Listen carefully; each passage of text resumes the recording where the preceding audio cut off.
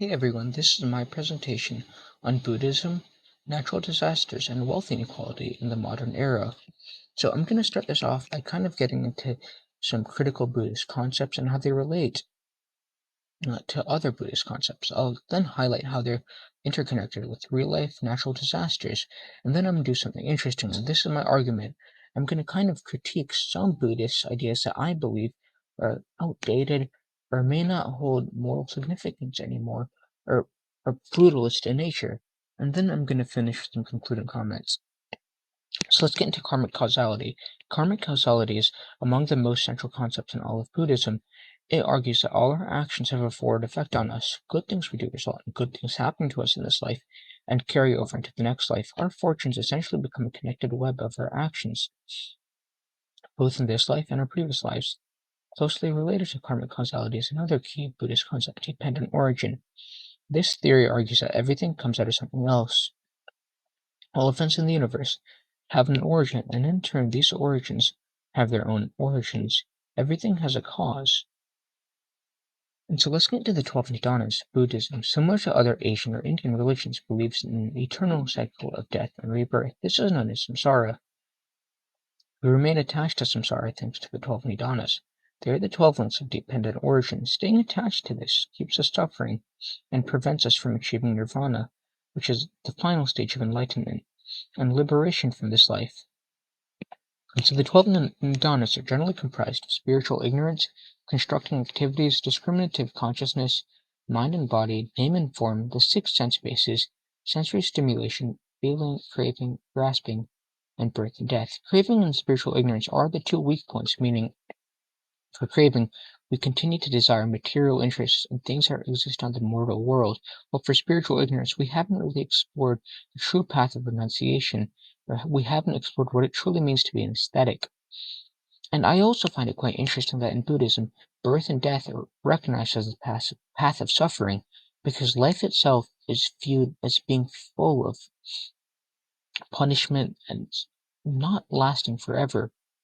And so this is a concept that in other religions people kind of celebrate or recognize as at least a great moment and the end all be all of someone's existence, but not in Buddhism. And this is because of samsara. So I kind of talked about it in the previous slide, but I felt it kind of deserved a slide of its own. It's the eternal cycle of death and rebirth in Buddhism. When we die, we can be reborn into our current realm or born into another realm. There's 6 levels of samsara. They include the levels of the gods, demigods, hungry ghosts, hell, animal, and the human level. The karma we attain in this life affects our lives now and the lives we may lead in the future and the realms that we're born into in the future.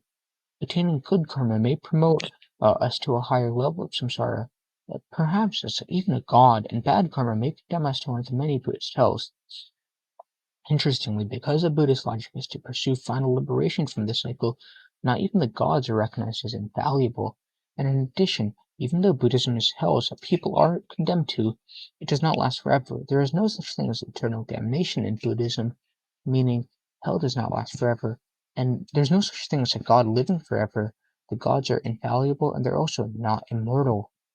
They haven't achieved the same level of nirvana that Buddha did. So let's get into the Four Noble Truths. Throughout its history, Buddhism was recognized as a refuge for the poor. Indeed, many of its first converts were low-caste people who, for obvious reasons, took issue with their treatment. These people had extraordinary difficult lives and saw reasoning for it. And so Buddhism, through the Four Noble Truths, kind of highlights the eternity of suffering. And it arises from attachment to the moral world, and we have to recognize that suffering is something that we must end. And cessation of suffering becomes a fourth of the Noble Truths. So it's also important to recognize that human suffering, which arises from human actions, is prompted by craving and attachment. Eventually, suffering can be ended through the Noble Eightfold Path, which involves right understanding, right view, right speech, right livelihood, right action, right effort, right concentration, right mindfulness. This path, which demands renunciation and withdrawal from the mortal world, is said to liberate from samsara, achieving final liberation. This is a path that very few people have achieved, aside from Buddha himself. And so now I kind of want to get into some of my critiques of Buddhism. So I'm going to first talk about Nepal. So in 2015, an earthquake hit Nepal and much of the greater Kathmandu metropolitan region, where in fact many Buddhists live, and left thousands of people dead and many millions homeless, and cost about half the country's GDP, which is significant for a developing country. And throughout early 2025, Southern California faced devastating wildfires, the worst seen in decades. It resulted in hundreds of billions of dollars in damage as people saw everything they'd ever worked for destroyed in the blink of an eye. And so let's get to some of the Buddhist explanations or justifications even, and I put that in air quotes, of suffering. In explaining both events, the Buddhist logic would emphasize the eternity of suffering. That is, a key component of the human condition is something unavoidable. The suffering and sensations of suffering that these people went through could have uh, only been avoided had these people followed the Noble Eightfold Path and truly embarked on the path of renunciation. So for Nepal, this Richter 8 earthquake could have been avoided had they sought liberation from the sufferings of life. And in California, this path could have been avoided had the path of thousands of acres of land could have been avoided for the same reason. The suffering, in fact, the suffering that these people went through is a simple result of their own karma and deeds in current and previous lives. After all, everything has a cause. It is this notion that I seek to question. In Nepal, ironically enough, many of those who were most affected by the earthquake are Buddhists themselves, and the poor who face soul-crushing destitution. And in fact, I thought this was very telling. It's Buddhist monks, or monks to be, people who already want the path of renunciation, saving deities of Buddha from destroyed Buddhist temples. And so I kind of wanted to continue on this thread. So in both scenarios, the wealthy seem to escape the worst of the disaster. In Nepal, many of the more well-off people went abroad to live with families for several months.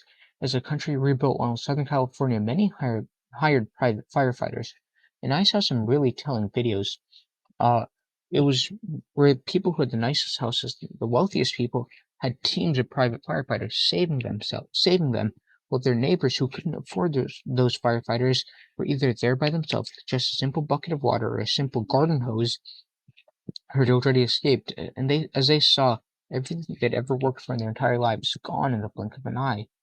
And so my question becomes, why is it the poor, those generally the closest to the aesthetic lifestyle and renunciation, seem to bear the brunt of suffering? Why are the wealthy, who have arguably generated worse karma throughout their lifestyle, able to escape from it? Although Buddhism does emphasize dana to help the poor, it seems the wealthy have been able to use their material gains to escape suffering and have been able to avoid consequences for their exploitation of other people. And this is interesting because Buddhism kind of emphasizes that giving up material gains liberates from the suffering of samsara and the suffering that is life. But that wasn't necessarily the case in both these examples. People used their money and resources to save themselves and prevent the suffering that many poorer people went through. And although they are by no means likely to escape samsara, both Nepal and Southern California show that the wealthy have found avenues to cheat karmic causality and fundamental concepts of Buddhism. And so these are some of my final thoughts regarding these subjects. So many Buddhists kind of view these as taboo, and I was kind of inspired to do this by the precept Professor McFarlane was speaking to. When the poor are devastated by natural disasters, wouldn't Buddhist logic emphasize the eternal existence of suffering and emphasize that people are responsible for their own fates as a result of their accumulated karma in previous and current lives?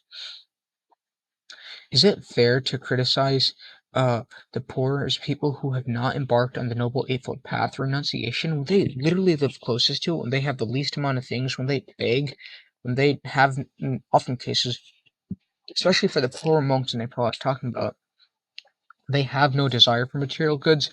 I find it quite counterintuitive that all suffering has a cause. For instance, can a 2-year-old child with terminal disease truly have accumulated enough karma in their current lives or their previous lives to deserve it?